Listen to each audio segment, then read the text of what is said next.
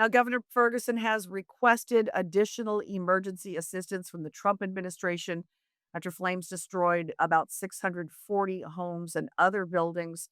Most of that devastation happening on Saturday. If you were anywhere in and around Washington, you experienced those winds. I was over on the canal side and it blew from the very early part of the day until late in the evening. So obviously that's what firefighters were up against. And there is a massive response there. Still about 60,000 people evacuated. Now, my colleague Tim Clauser has put up an article on our Center Square Washington page with far more details. So I encourage you to check that out. We've got nearly 1,000 firefighting personnel just in the Spokane area right now, trying to get those fires under control. Now, the biggest concern outside the fact these fires, 0% containment on any of them is, as I mentioned in the opening, 14 people unaccounted for. There were about 300 911 calls made during the sort of frenzied level 3 evacuations that were taking place on Saturday. And 14 of those people, local officials haven't been able to get a hold of them again. Now, that doesn't necessarily mean they're lost to the fires. A lot of people that had to evacuate maybe didn't have a phone charger with them or haven't been able to get a phone charged back up where they've taken shelter. Could have left without those things, but obviously concerned about ensuring that those 14 people who called for help in the middle of the crisis are safe and accounted for. So efforts are being made to get that taken care of. Now, there was another media briefing, as I mentioned this morning, with Governor Ferguson and other officials. And one of the things they were pressing is please don't fly drones over the fire zones. Of course, it's very interesting footage we can show you here. I don't know if this drone footage posted on X was something that was an official source or someone else. They're having an issue with this.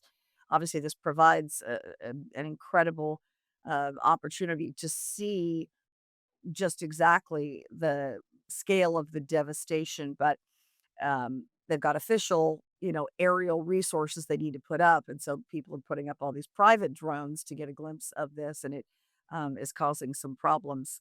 I want to show you this clip with Governor Bob Ferguson addressing the fact that he has been in contact with President Trump and is already securing some promised help from the federal government. That we'll be working just as we did before to make sure that the folks who make these decisions back in Washington, D.C.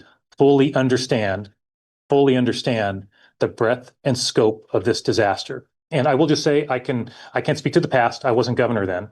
But what I can say is I deeply appreciate the president taking time. I think I requested a conversation. I'm losing track of the hours here today, but just a few hours ago. And I was on the phone with him literally a couple hours later. And I had the clear sense he understood what was going on. I had the clear sense he'd been briefed on what was going on. He was knowledgeable about the situation. And I appreciated that. So and I think the people that say Washington should know that. So I can't promise the future, but what I can promise is we will be making a very, very persuasive case. You'll see that same work from folks all across this community to be in conversation with the federal government, and we'll do everything we can because we know how important those resources are for individuals, for businesses, for communities. We desperately, desperately, for infrastructure, we desperately need those resources. Washington State Lands Commissioner Dave Upthegrove also attended today's press briefing in Spokane. He said the fire season, this is an historic fire season, now 17 fires in all burning across central and eastern Washington, with a total of 5,000 firefighting personnel on the line and about 260,000 acres that have already burned in the state of Washington. So certainly heartbreak for all those folks. My colleague Tim Clauser added this in his article today, but I found out late yesterday that a Spokane State Representative Jenny Graham is among those who lost her home. She's not seeking reelection. She's relocating to Florida where some of her other family members live, but they were in the process of getting ready to list their Spokane home to put it on the market. And she texted me this morning that everything's gone. They were actually painting, she said, the den at the time when the level 3 notice to get out now came.